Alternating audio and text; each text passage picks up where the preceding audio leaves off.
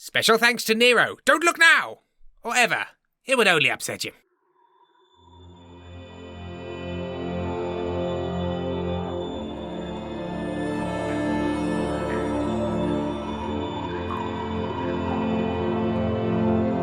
Rusty Quill presents Stella Firma.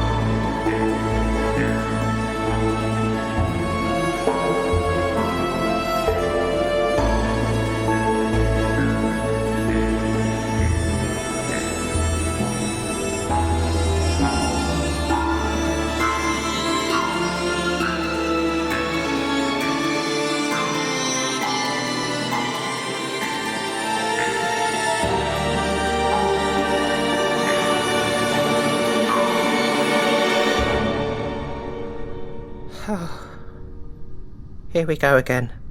I was happy even with Angry Jim. I was happier than this, stuck in a room again, no customers, nothing to do, just waiting on him to come back. I heard the thunk from the wall panel about 7.5 hours ago. If it helps, your discovery and recapture was a statistical certainty. I can't keep doing this. Oh, barman, pass me a pint or two. It's time to see just what you can do. Trexel. Get him down, you.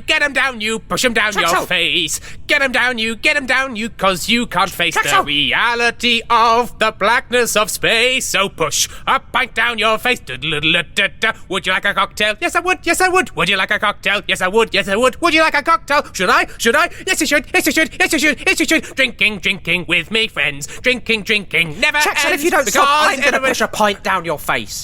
I do not believe he would consider that a threat. Well, David, good morning to you too. I don't think it's the morning, Trexel. Good point of the day to you too. You know what? In space, what is the morning? Except a time we all agreed was first. A couple of days ago, I would be closing up shop around now, and it would be lovely. And I'd be saying, goodbye, Angry Jim. Thank you for only smashing 3 tables today.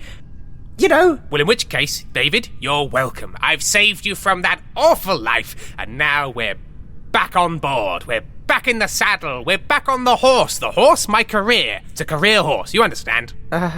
Right. Yes, fine. Now, the most important thing is you might have been able to tell from my little song there that I had a wonderful time last night at the Astral Bar. Did you? Had a couple of drinks just because I'm a little bit naughty, David.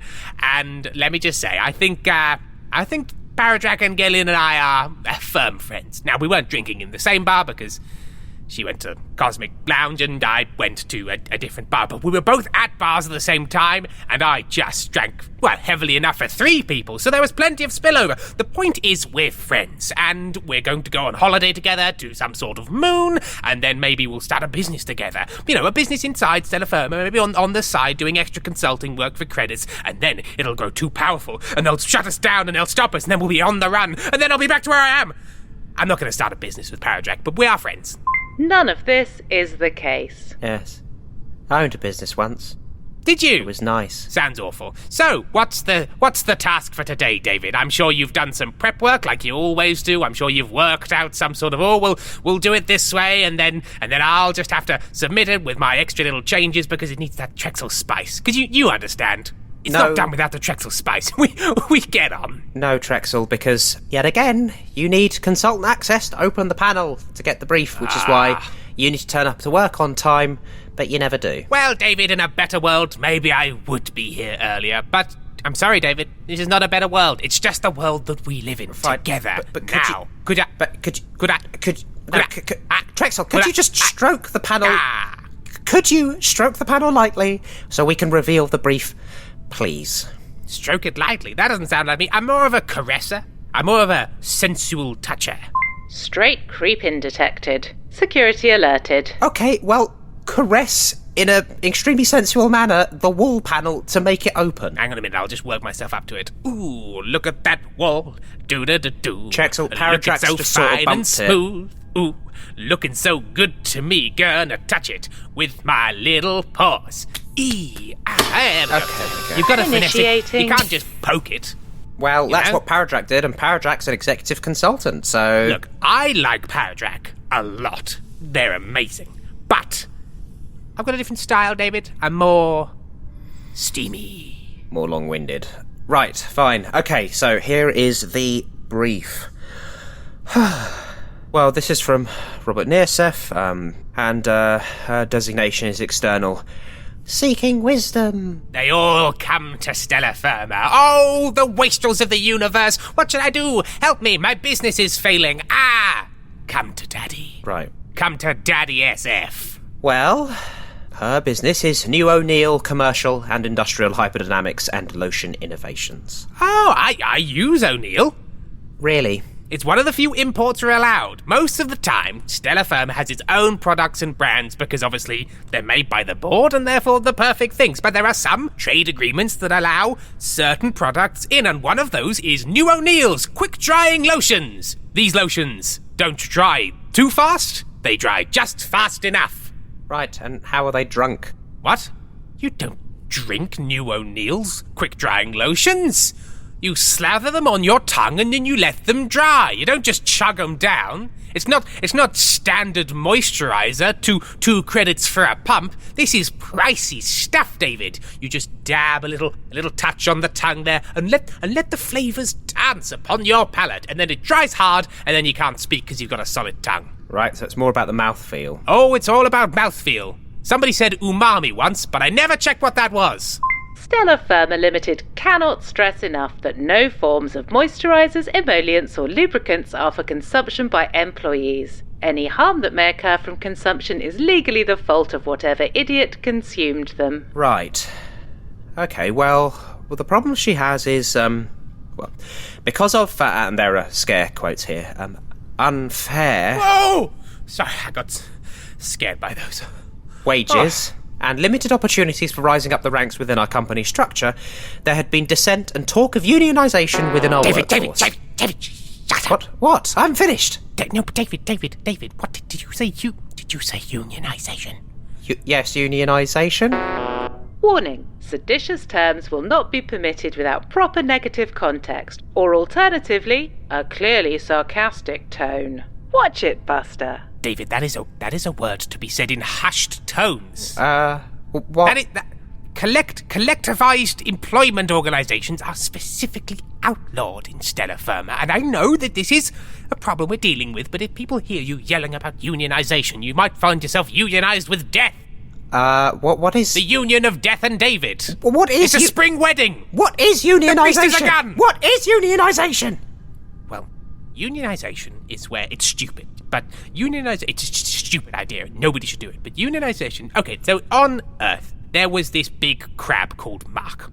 And they thought, hey, wouldn't it be good if all of the people that were employed, or, otherwise held in some sort of, feudal peasant lock situation, come together as one big group and use that collective power to defeat the forces above them. It was stupid and it never worked and no one once got it right, but people still insisted on work. It was awful. Like, who wouldn't want to be ruled by a powerful elite? Especially coming from me, one of the powerful... The point is, it's rubbish and banned. So, it's one of the things that always creeps into big organizations after a while. Now, keep this between you and us, David, but Stella Firma had a couple of hundred years ago, a slight unionization problem, in that the build team decided, hey, don't we make everything?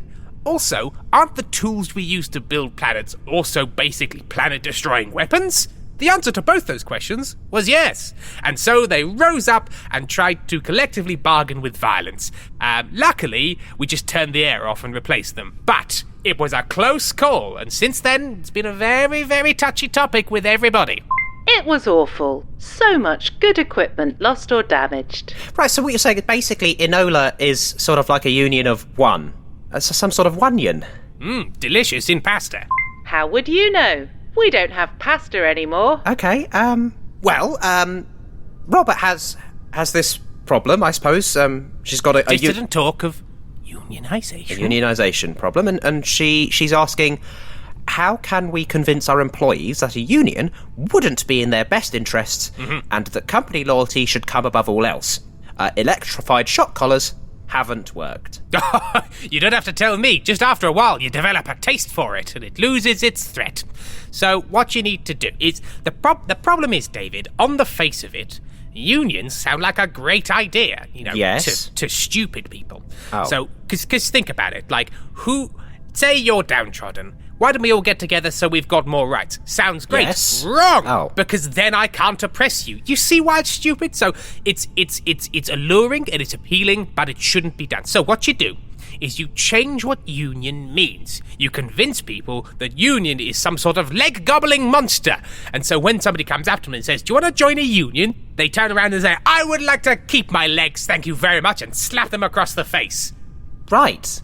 So we've got to start a campaign to tell the people of Newall, commercial, industrial, hyperdynamics, and Lotion innovations that union doesn't mean a group of people striving for a better life. It means an evil, vent-dwelling monster that eats your lower half and lets you bleed out slowly in front of your loved ones. Right.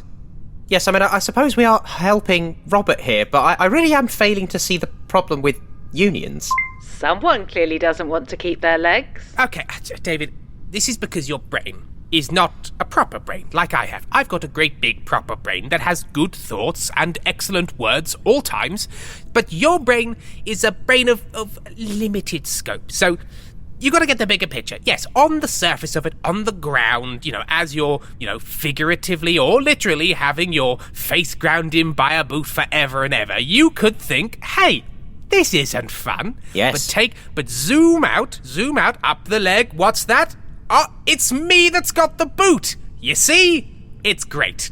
Right, so... Okay, let me put it another way. Imagine you are a little asteroid. Okay. And you're in the orbit of a big angry sun. And that angry sun is always drawing in with its gravity until eventually the little asteroid crashes into the sun, being destroyed utterly, but adding its resources to the sun. I'm the sun. You're the little asteroid. You're welcome. But, Trexel, that's still quite bad for me. No, this is the selfishness. This is the selfishness that workers always have. Oh, I've been maimed in an accident. Oh, I haven't got enough food to feed my family. Wow. Do you know how much paperwork goes into burying employees? It's why we don't bother. We just eat them. No, you didn't hear that from me. That's not how a slurry comes from. It's not where it comes from. Not where it comes from. Slurry's people. Caution. Employees are required to keep the pact of silence. I don't think anyone said that. So the important thing is, it's great that we own you. Right, Trexel. Okay, so that's why you think unions are bad. Yes. Because you're the sun, because you're the boot. And it's selfish for the asteroids and the faces under the boots to even ask for anything. You're getting it now. The uninitiated has become initiated. In fact, I've made you a little hat that says initiated. Okay. There we go. Take It's this. initiated I'm going hat. to take this hat. Yes. I'm just going to crush it into what? a tiny, very, very hard and dense pellet. Mm-hmm. And then... Yeah. Oh. Wow, you have got strong, David. That was like a metal ball. Am I bleeding? Do I have blood? I've never checked. Hang on. Yep, I do. Great. So you're saying you're not initiated. You're saying that you reject my clear and concise and perfectly great arguments. No, yes, exactly. I think, look, this is a company where their first option has been to stick shock collars on everybody. Now, Step one. regardless of whether they end up liking it or not, which is Nice. your problem with this hypothesis, they shouldn't have done that.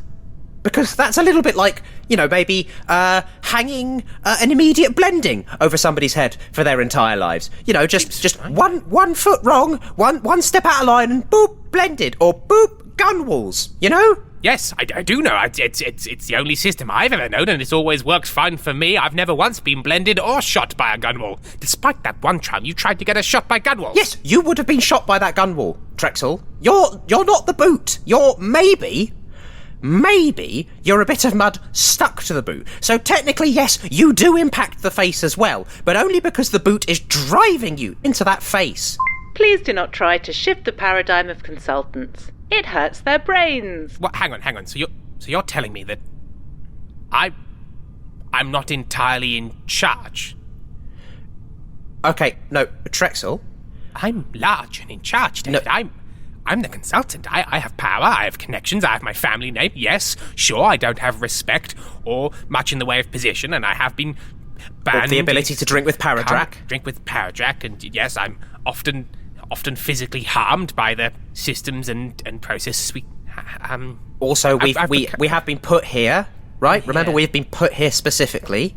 Yes, because we're on the executive track, David. It's no other reason that we've been here other than we're on the executive track and we're on our way to being in charge in a very real and significant sense. It's not because we're pawns, not pawns in someone's game, David. Not little pawns waiting to be crashed by the boot. Oh, I'm not the boot, David. I'm not the boot. Okay. Also, dear. Trexel. Also, the idea that you would be absolutely fine to be the boot, and your only problem with this entire system is that you aren't the boot. I want to be a boot. No, don't stop being the boot. I want to be a size 12 boot. No, get Stamp. Get a different shoe. Maybe like a nice soft plimsoll. A brogue. Yes, An you Oxford. could be a brogue. Yes, A you could be a brogue. plimsoll. And maybe you could step... flip-flop. Yes, and maybe you could step off of the faces. Maybe just step off of the faces and onto the ground. But they're so soft and squishy under the foot. So much fun. Yes, but they're people's faces. People own the faces. Would you like to have your face being stamped on forever and forever? Not unless I'm paying for it. Well, okay, well that is a separate issue we're going to file under electro-collars. But if you're not paying for it, if you're just being stamped on because somebody else wants you to be Hey, stamped stop on... stamping on my face. Exactly. So, as the Right. owner of the boot, why are you stamping on that person's face if they don't want it? Maybe... Well, if I was having a boot, I think it would be because I'm always filled with a intense and burning fear of being the one under the boot. So you keep stamping, because if you're a stamper, you're not the stampee. But what if nobody was a stamper or a stampee? Right. What if you were a stampee and you got all of your faces together into one giant face so that your mouth was big enough to just eat the boot?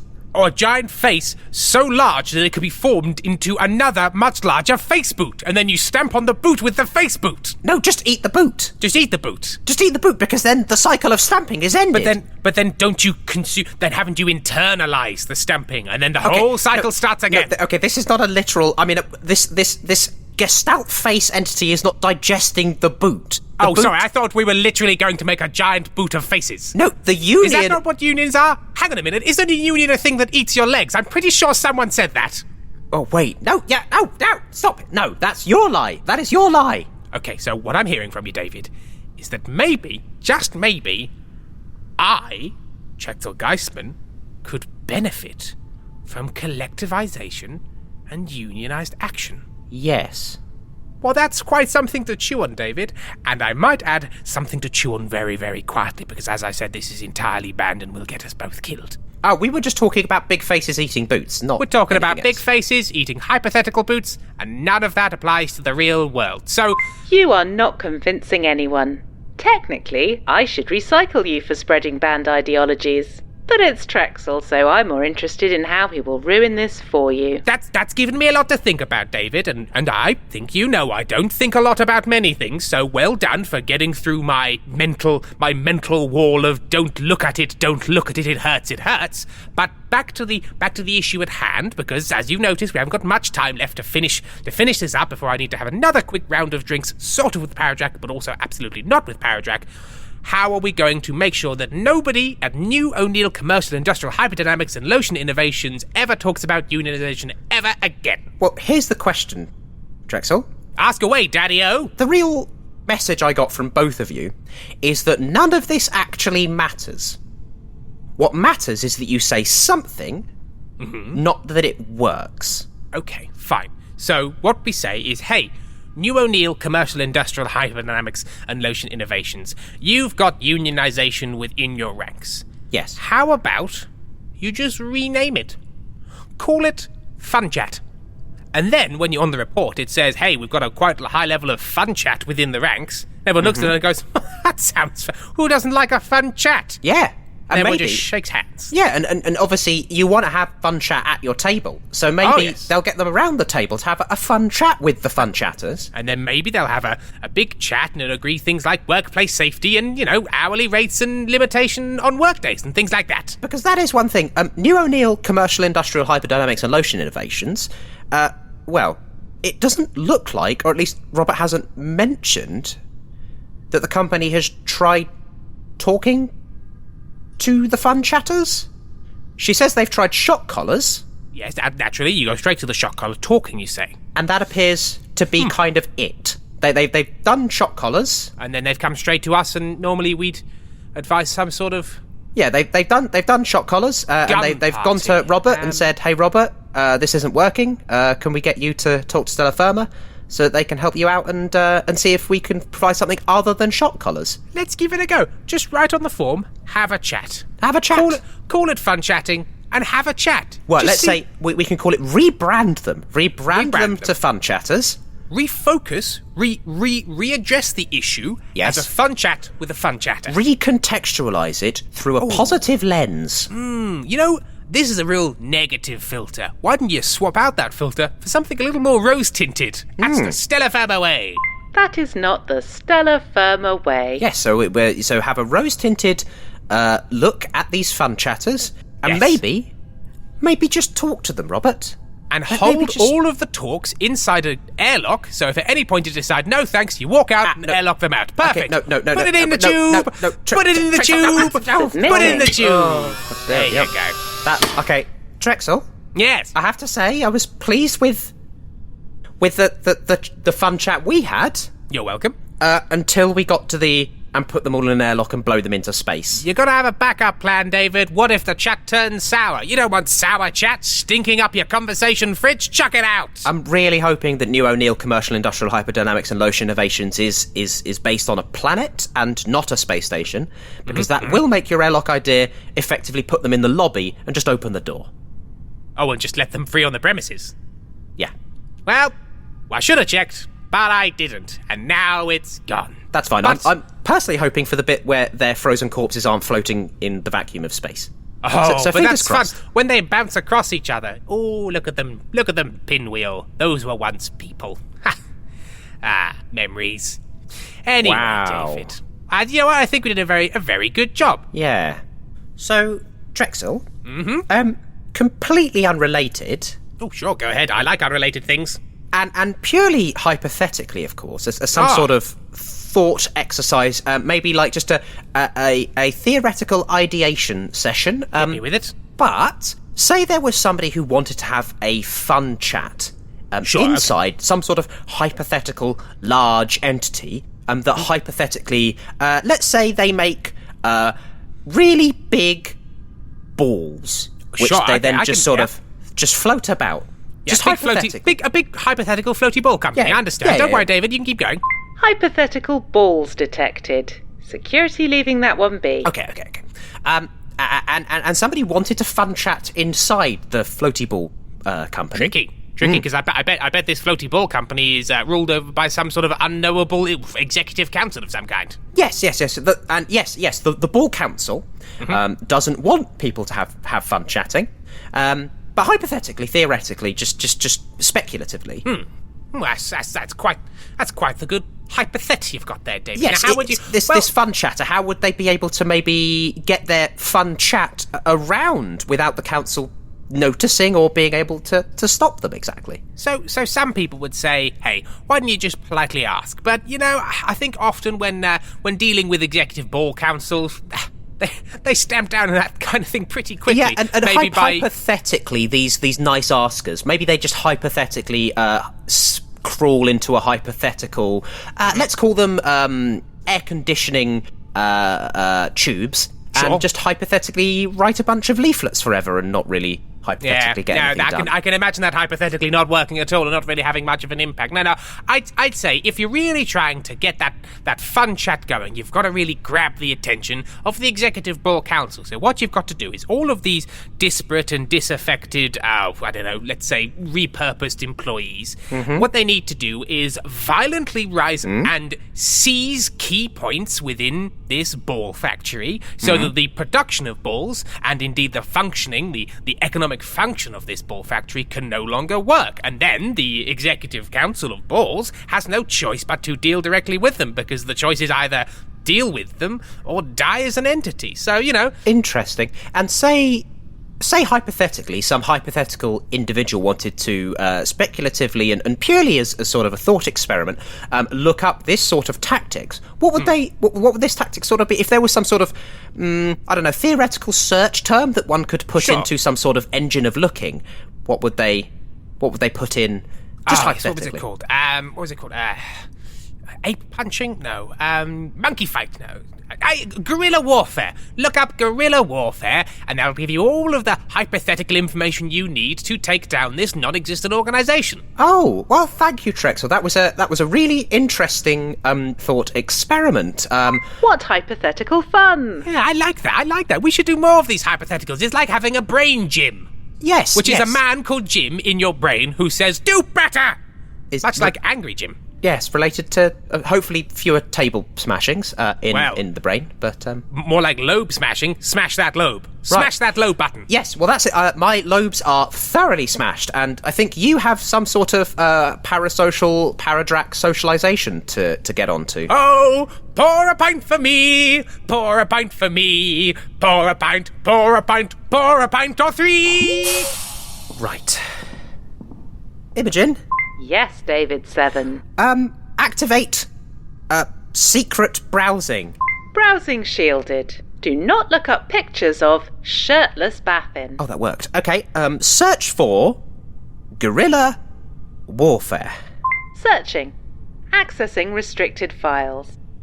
Found. Right. Trying to make good use of these universal permissions. Stellar Firma is a podcast distributed by Rusty Quill Limited and licensed under a Creative Commons Attribution Non-Commercial Share-alike 4.0 international license. It was created by Tim Meredith and Ben Meredith and produced by Katie Seaton with executive producer Alexander J. Newall. In today's episode, Imogen was played by Imogen Harris. David 7 was played by Ben Meredith. Trexel Geistman was played by Tim Meredith. Editing was by Maddie Searle, with music by Samuel D.F. Jones and artwork by Annika Khan. Mastering by Jeffrey Niels Gardner. To subscribe, buy merchandise or join our Discord server, visit rustyquill.com. Rate and review us online. Tweet us at The Rusty Quill, join our Reddit community on r/rustyquill, visit us on Facebook or email us via mail@rustyquill.com. May the board preserve and keep you. Hi everyone, Alex here. I'd just like to take a moment to thank some of our patrons. Dakota Hardy, Julie Forsberg, Haven, Michael Pankowski, Glyphs in a Teacup, Grace Maraca, Felicity, Alex Quitevis, Crystal Hoover, Dylan Robinson, Andrew Jones, Tim58, Griffin Irradiated Snakes, Fearmonger, Lena Biryukov, Sarah M. Dozier, Aft, RT North, Clara, Lee, Adam Salem, Stephanie Hedge, Dmitry Molotov, Tucker Rossman, Belated, Jonathan Simps, Riley Lulich, Lily N, Lucy Snow, Carolina Orihuela, Jenny ZC, Sid Troop, Angus Beth, Vanessa Chang, String and Bone, Steve Martin, Ferris the Wheel, Ariel Muravsky, Peony Foxburr, Ariel Fisher, MicMed13, Mary Angela Rowe, Our Divine Ashes, Natasha Kavina, Caroline, Mort Lees, Elisar Haydar, Alexandra Davies, Maddie Phelps, and Anne O'Connor. Thank you all. We really appreciate your support. If you'd like to join them, go to www.patreon.com/rustyquill and take a look at our rewards.